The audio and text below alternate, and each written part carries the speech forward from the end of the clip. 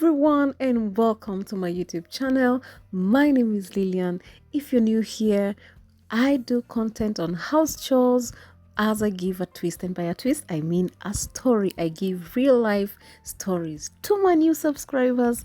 Welcome, Karibu. Thank you again for subscribing. And today I'm going to be tackling this couch. I'm telling you guys, I don't know what I was waiting for to try this, but you just have to try this. You have to. I thought I had to get a very expensive. I had done that. Well, yes, I had bought something to clean my couch, but unfortunately, things can go south and you end up not being able to buy that product, or it's not available as it was before you got it. And I wasn't able to get the product again, but the couch was just getting dirtier and dirtier by the day. And then I wondered, how else can I clean it? And I thought of trying just water, bar soap, and I used toothbrush. And guys, I don't know what I was waiting for.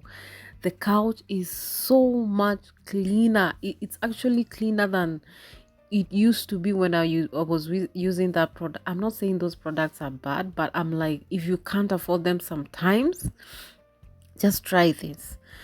You have bar soap in your house, you have a used toothbrush, you have a piece of cloth, you have water, you're good to go. Just try it, you'll be surprised. So as I tackle this couch, I'm going to be giving you a twist. And before I read the Bible today, let me just dive into this twist because I'm just itching to give you the story. So I had this story of a young man, and this young man was born at a time when boys were rejected. Yeah, in Kenya right now we are saying the boy child has been neglected, and we are now raising the girl child to be on top. As true as it may be, I think there are days that the boy child was the it, and we really reinforce the fact that the boy child should remain up there and all that. I don't want to get into that, but this young man was born in such a time when boys were neglected. Yeah, a time like now when the boy child has been neglected, and boys were being rejected to a point where they were being killed, or even if we find out, if the hospital finds out that you're having a boy, that boy is not gonna leave the hospital. That's it. So he was born at that time, and into that society, it was not even funny for the mother. When the mother gave birth and realized that this child is a boy, what she did was she just let go, because she realized this boy is just too good looking. I cannot let go. So what she did, she let go and let God, and she told God to keep him safe. And that's what God did. He made a way for this child to be accepted, and not only to be accepted, he was accepted by the ruler of that time. I'm reminded of a story of the former governor. Yes, oh my God, the former governor of Nairobi, Mike Sonko. And there was this boy, or rather they were brothers. I don't know whether you remember the story of Satrine and Gift. The brother Satrine had a bullet in his I think it was during the post elections. I can't remember. I can't remember what had happened. Anyway, it was somewhere. Okay, let me not just give too much information, but you do remember, if you're a Kenyan, you do remember there was a time there was this story of a young boy who had a bullet that had been launched in his head. And it was so sad because the picture that was posted was now the brother who is now Gift was holding the small brother who was crying, the one who had the bullet. And it was so moving. And then the former governor, Mike Movie, took in the two boys and he adopted them, and he gave them the best education and the best schooling and the best life that he could. And of course, now we know they're doing good. So this young man was born at such a time, and then that kind of an opportunity came for him, and he was taken in by the rule. Let's call him the governor. The governor of that time took him in. Come and see. He was almost taking over the rulership. At that time the rulership was hierarchy or heresy. Hierarchy kind of a rulership. You know what I mean? It was being passed on from the father to the son and all that. So he was on his way to take the rulership, even though there were children that were already born in that house.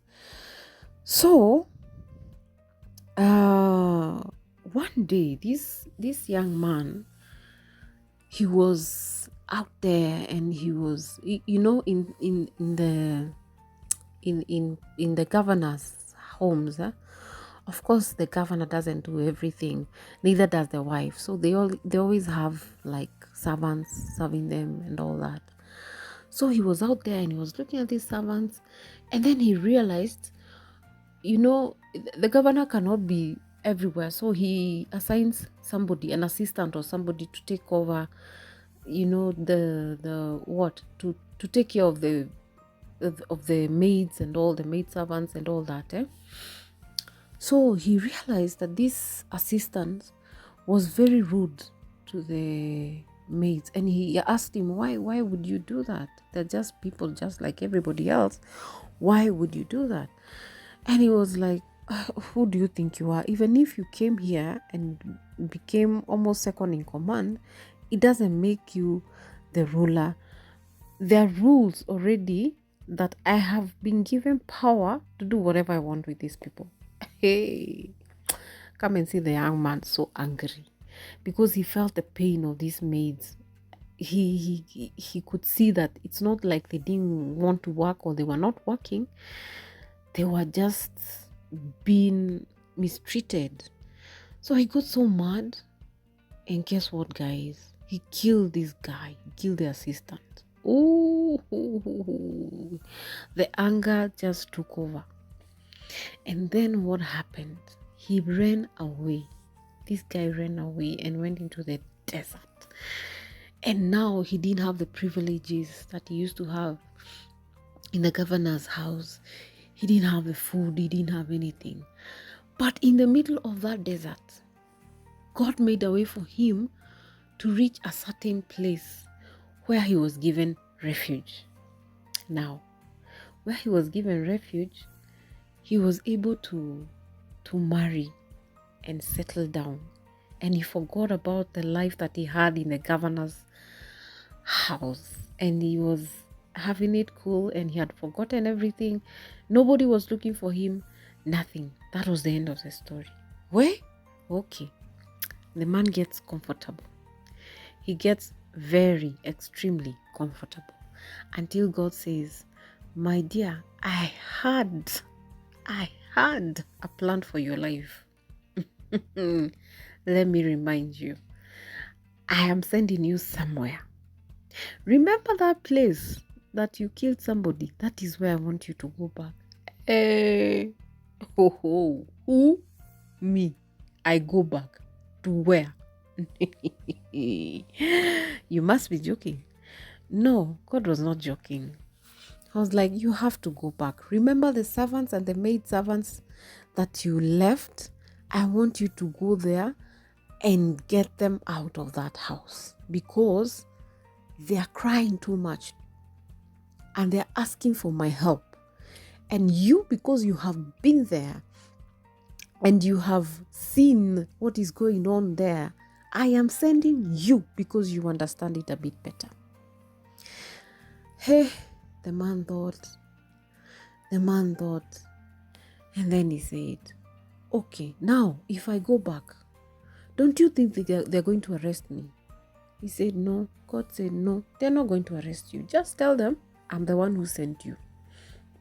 Hey, just like that. Hey, just like that. You go. Hey.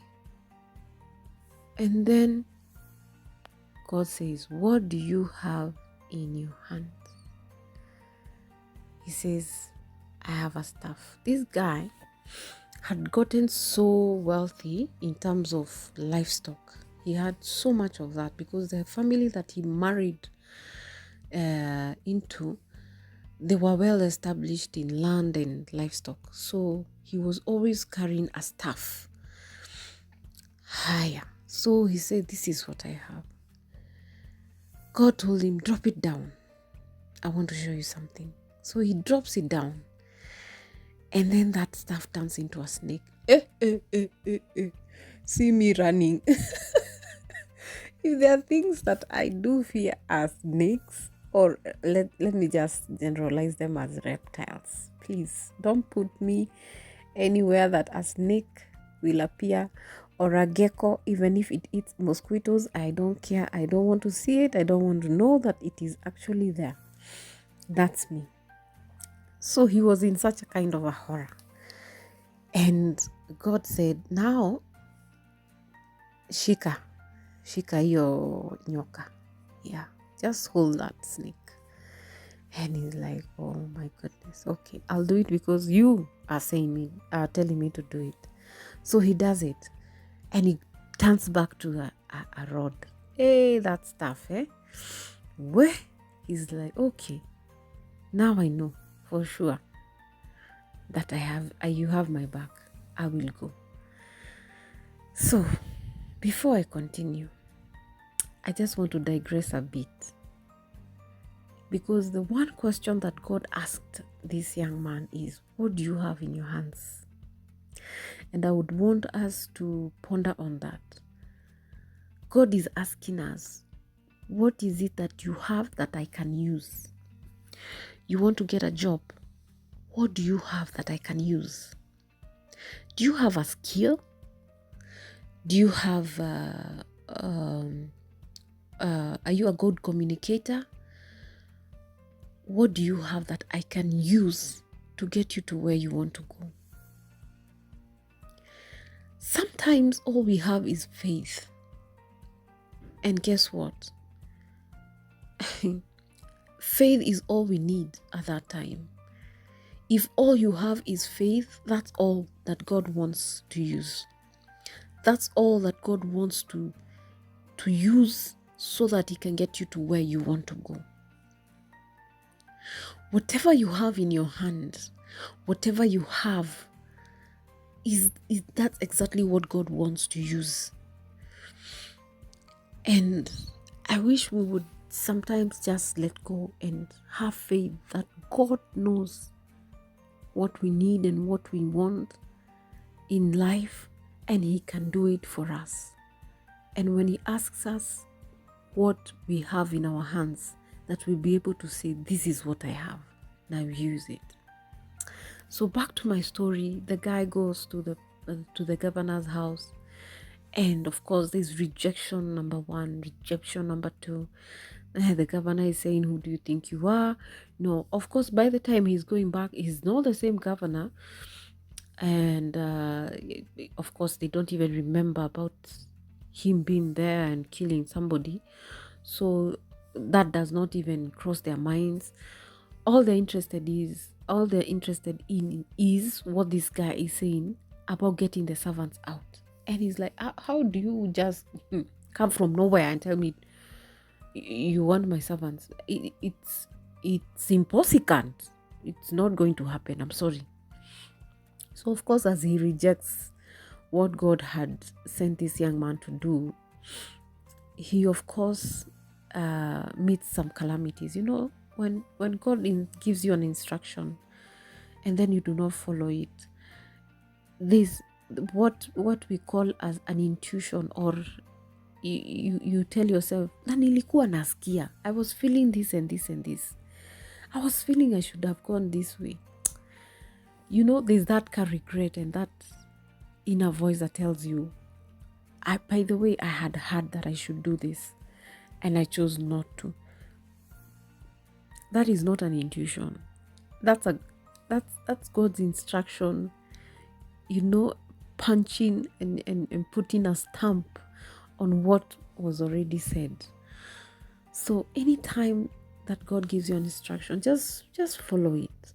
However hard it may seem, just follow it. You never know. Instead of not following and then regretting and saying, I had heard this, but I chose not to follow. Anyway, as the governor was being hard on this man, he saw things, and eventually he lost his son, now his real son. And when that son was lost because of disobedience, that's when he said, okay, fine, these guys, let them go. And as they are going, they're being given, you know, wealth, riches. They didn't just leave. They left with wealth and riches that was meant to be theirs, because they were not being given their dues. But right now, they're coming out with their dues. They're coming out with wealth that they did not even imagine possible. So these people came out of the governor's house, and they were able now to get to the promise of worshiping God as God intended them to, and their purpose and their plan was established in their lives. I know you are already kind of telling what kind of a story I'm telling, and yes, it's in the Bible. That's the story of Moses, and it's in the book of Exodus. I would urge you, I would request you to go ahead and read it for yourself and understand the kind of life that Moses was introduced to as a baby, and as he grew up, and as God called him into ministry, and as God led him to worship him and to lead his people so that they can go and worship him in the desert. So I just wanted us to release ourselves to the purposes and the plans of God, and of course to release everything that God has given us. Whatever is in our hands, God wants to use it for his purpose and get you where you want to go. Just have faith. Just have faith. Just have faith. I say faith is a currency. It's a currency that we keep saying in our Christian lives, that we have faith in this. We have faith that God is going to do it. We have faith that God is going to heal us. We have faith that God is going to change our lives. We have faith. And this is what I say. Faith is a currency.